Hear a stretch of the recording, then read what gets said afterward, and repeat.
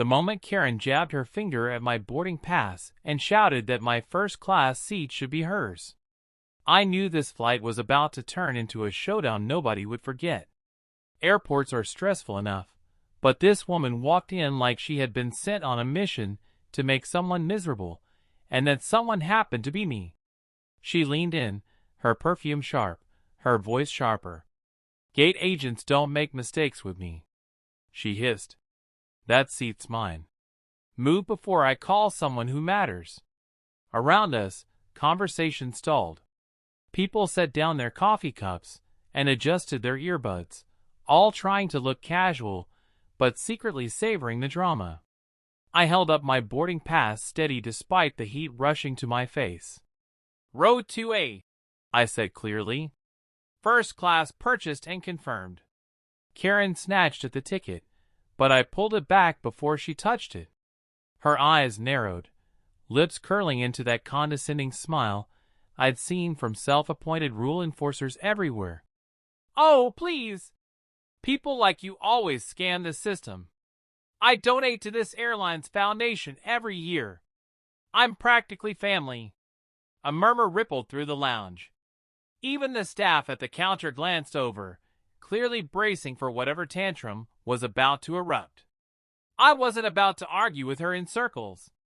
So, I simply gestured toward the gate desk. "If you're that confident, let's confirm it." She marched ahead like a conquering general, heels striking the floor like gunshots. I followed, not because I wanted the confrontation, but because I wasn't about to let her spin some story without me present. The gate agent, a young woman with a name tag that read Elena, looked up and immediately stiffened when Karen slammed her boarding pass on the counter.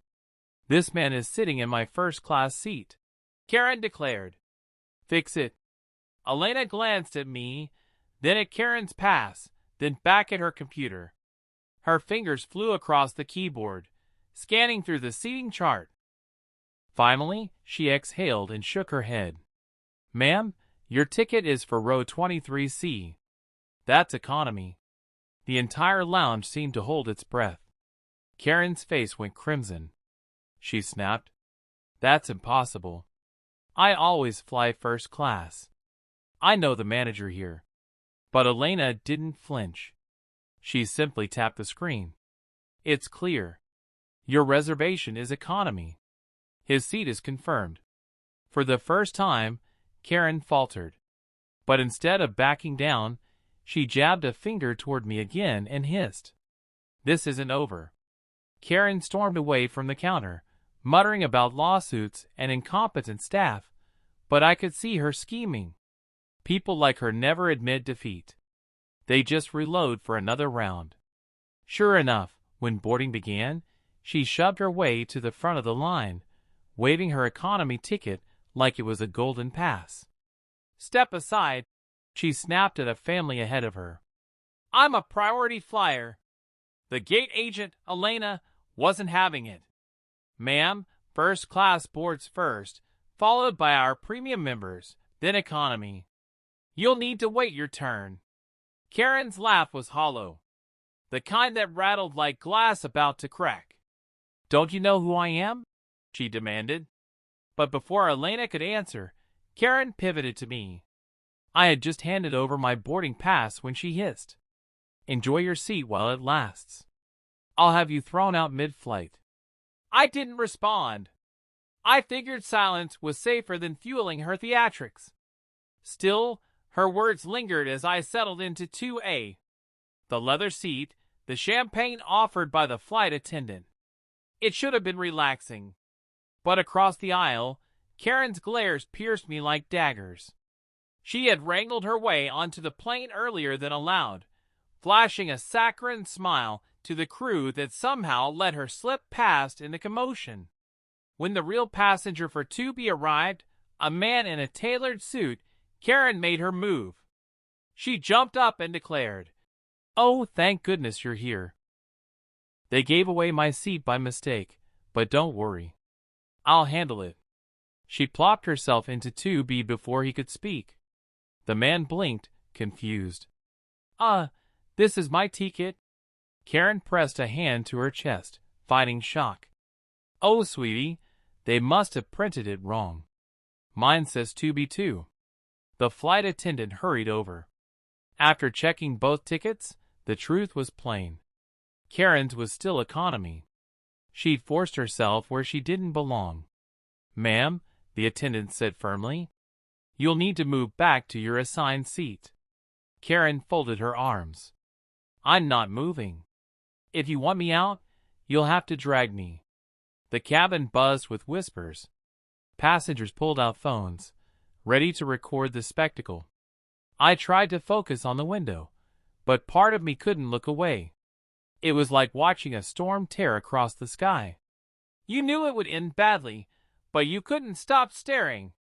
The captain himself stepped out of the cockpit then, tall and calm, voice steady. Is there a problem here? He asked. Karen straightened, flashing her fake smile. Yes, Captain. This man stole my first-class seat. The captain studied Karen for a long moment, then glanced at me and the suited passenger. Calmly, he took the tickets from the flight attendant. His eyes moved from Karen's economy stub to our clearly printed first-class boarding passes. The silence was heavy, broken only by the low hum of the engines as the plane prepared for departure. Ma'am, the captain said evenly, your assigned seat is in row 23C. You are currently occupying another passenger seat. Karen laughed nervously, her voice wobbling, but loud enough for the whole cabin to hear. Captain, I think you're mistaken. I've flown this airline for years. I always sit in first class. Surely, we can sort this out without embarrassing me in front of them. She waved dismissively at me and the man beside me, as if we were extras in her drama. The captain's expression didn't change. I'm not mistaken. You have two options. Return to your assigned seat in economy or deplane now. Gasps and murmurs echoed through the cabin. A mother leaned over to whisper to her teenage son, who already had his phone pointed at the scene, recording every word. Karen's cheeks flushed bright red. Instead of backing down, she raised her chin defiantly. This airline is a disgrace, she snapped. You can't treat me like a common passenger. I know the regional director personally. If you don't fix this, I'll have your job. The captain didn't even blink. His voice was calm, but it carried the weight of command. Flight attendants, please contact the gate. Karen's bravado cracked. What? You're seriously going to call security over a simple seat mix-up? It's not a mix-up, the captain replied. It's a refusal to comply with crew instructions. That's a violation of federal regulations. The suited passenger next to me leaned back, muttering, unbelievable. I kept silent, but inside, I felt a strange mix of vindication and dread.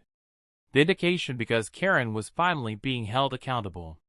Dread because people like her rarely went down without pulling others into the fire. Karen tried one last tactic, tears. She clutched at the captain's sleeve, voice trembling. Please, I can't sit in economy. I get claustrophobic. You don't understand.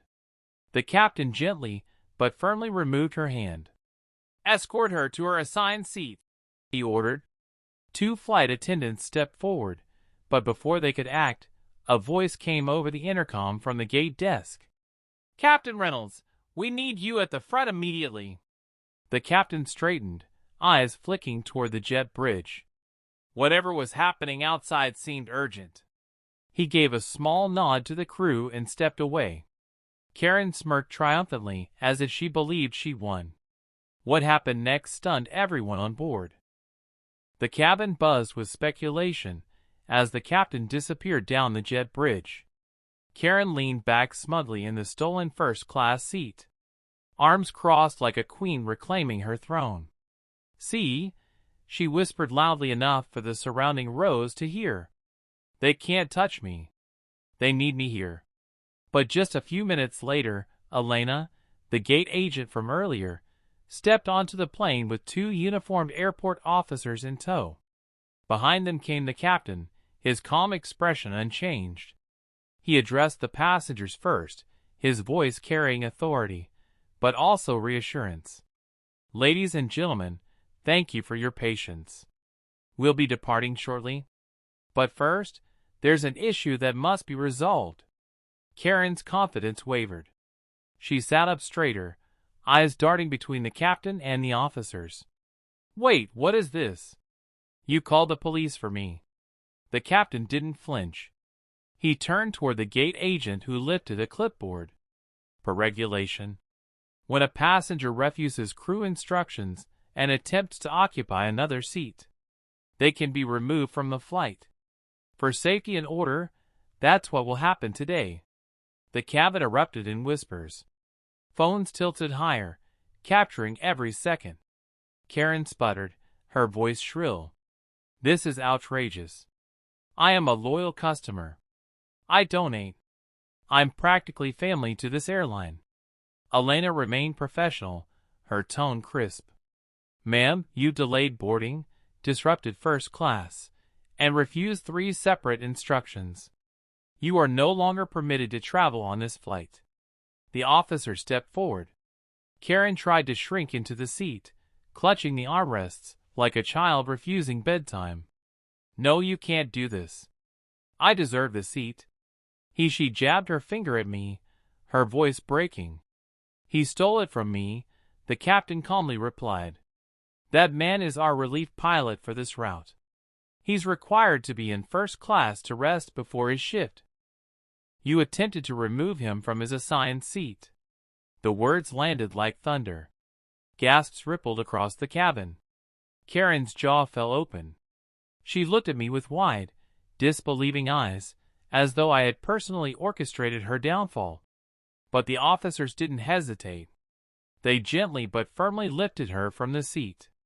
Her protests grew weaker as she was escorted down the aisle, past rows of passengers shaking their heads or whispering under their breath. A few even applauded quietly, though most just looked relieved. As the jet bridge door shut behind her, the captain nodded to me. "Thank you for your patience, sir. Enjoy your flight." I sank back into my seat, the tension finally releasing. Karen was gone, the flight was saved, and the irony lingered.